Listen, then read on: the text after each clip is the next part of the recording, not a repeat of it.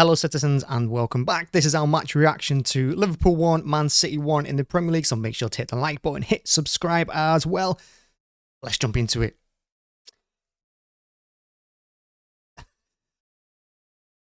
Alright, so we got a point out of this game, and to be honest with you, I'm not entirely sure we deserved it, but I'll take it. I said in the match preview and I'll say it every single season, a point away to Liverpool is a good result for us because we have not got a great record there. And yeah, I'll take it. I will absolutely take it.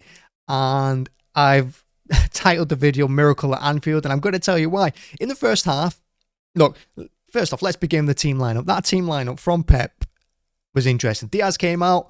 Not surprised really about that one because, well, let's be honest, it's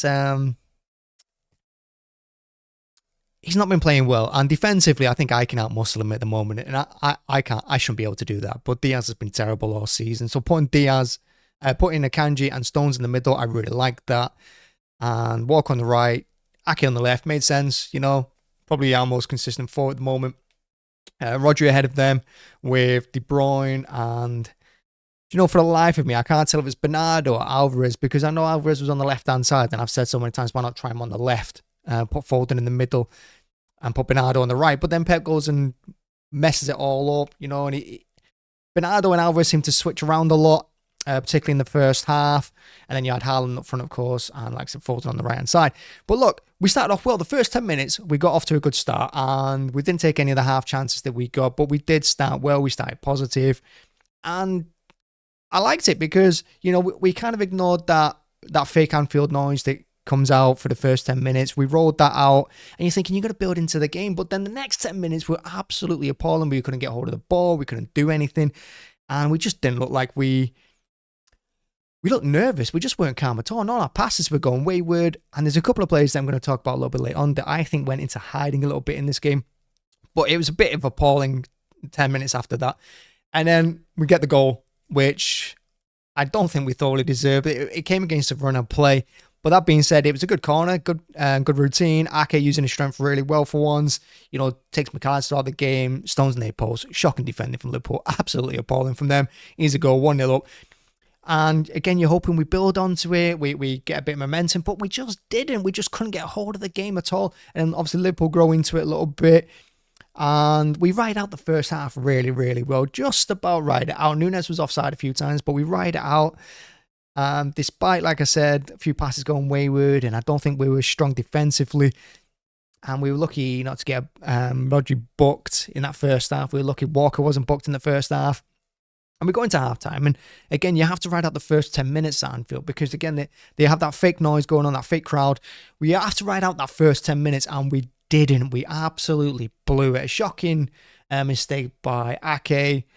Lets Núñez in. Of course, Ederson comes out. He can't get onto it like they did against Garnacho. Brings him down for a pen. Stupid goal. 1-1. And then after that, of course, Ederson goes off. And you're just fearing the worst after that. And I'm going to be honest, that second half, from that point on, we had no momentum. We had no foothold in it. We just couldn't get hold of the ball. When we did get hold of it, we couldn't keep it for long enough to just pass the ball around for a little bit and take the sting out of the game. It just didn't happen. Liverpool just pressured us. They flew at us, you know, they threw everything at us, Liverpool, and they should have probably scored a second. They probably should have won that game, Liverpool. But it was a miracle that we got out of that with a point. An absolute miracle, because that defensively, at times, you could say we were quite solid. But at times, my word, they carved us open so many times. And going forward, we really lacked. We were really lacking going forward. We didn't really create much in that second half, and it was a bit disappointing. It reminded me a lot of the Villa game earlier on in the season. We were absolutely appalling, and then even then Villa fans were like, no, we were just good. We were shocking. And it's the same in this one as well. I don't think Liverpool were at their best, but we just played into their game. We played into their hands, and it was so frustrating to watch. And it was kind of back to the war kind of mentality. And I said in a video a few weeks ago, I think it's the Bournemouth game, 1-0 away.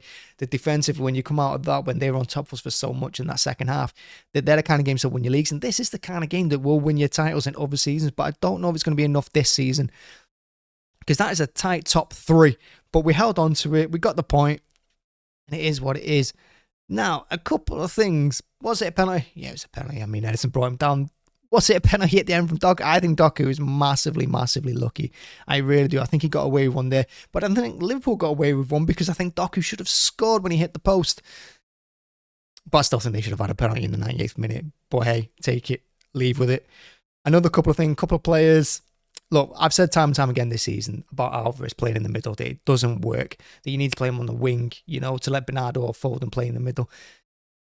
And in fairness to Alvarez, what I will say is in that front five, I don't think he was the worst player. In fact, I might put him up there as probably our second best player today in that front five. Because front six then, let's say, because for me, personally, Rodri, he had a shocker. He had a really poor game. I think he went hiding in this game.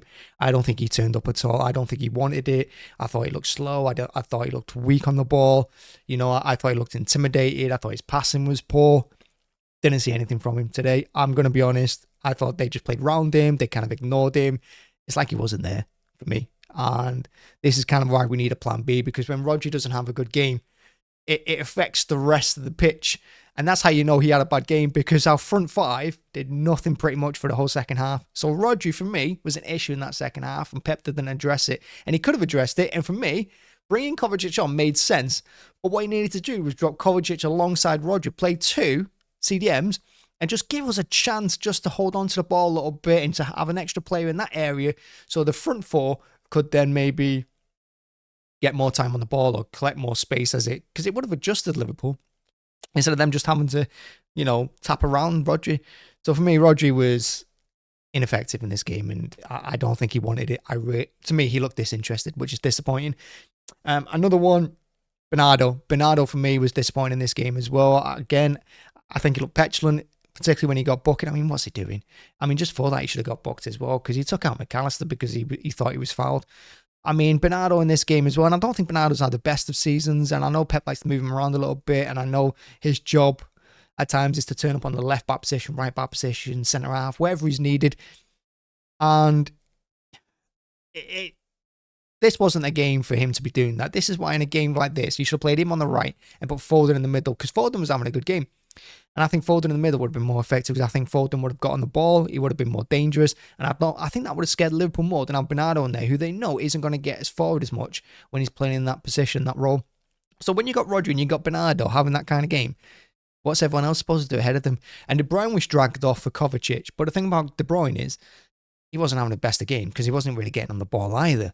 But again, because Rodri and Bernardo weren't really helping him out by keeping hold of the ball and doing their job properly, he really couldn't do much, to be honest with you.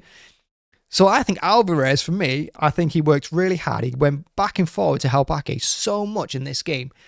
Going forward, yes, I mean, I think Pep relies on him too much to try and create chances, but I think he did okay. And I think Alvarez actually had a really decent first half.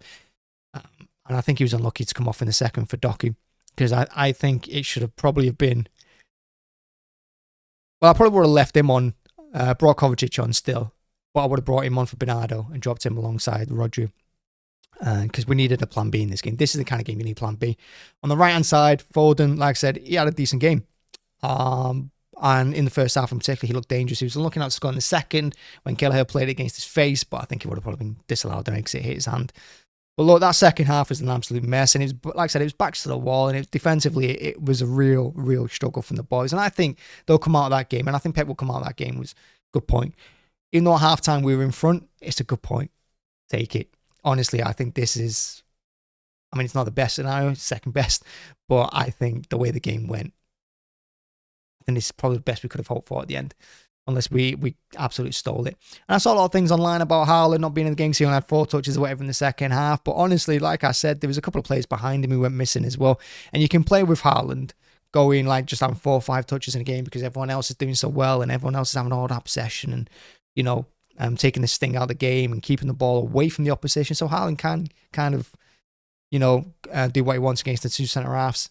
But when there's 2 other players that have gone missing as well, there's not really much he could do. So defensively, I've got to say, the back 4, back 5, even Edison, even though he gave the stupid penalty away, Ortega's when he came on, he played really well. They did their job. They did their job. It's just one of those things, isn't it? And it's a good result. It's a good result. And everyone will say we cheated again with Doku's penalty at the end. Who cares? And this is another thing as well. If you've seen it online, I'm only going to mention it real quick.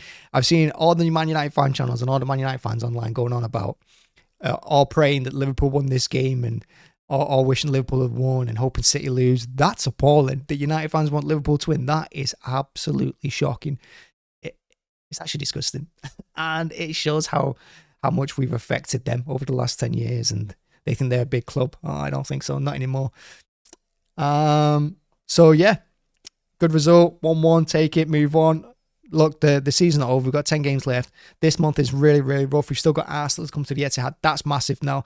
Because if we don't win that game, wow. The only top 6 team we've won against this season in the league is United, and we beat them twice, and I wouldn't even call them top 6 these days. But everyone else, Spurs, Arsenal, Liverpool, Chelsea, we've not beat them. We've drawn them every single game. It's not good enough. That's not going to win your league titles. You can beat the bottom half teams, but you need to win the teams. You need to beat the teams around you as well. That's what you need to do. So we need to win that game against Arsenal. We really need to be on fire, and for the love of God, I don't know.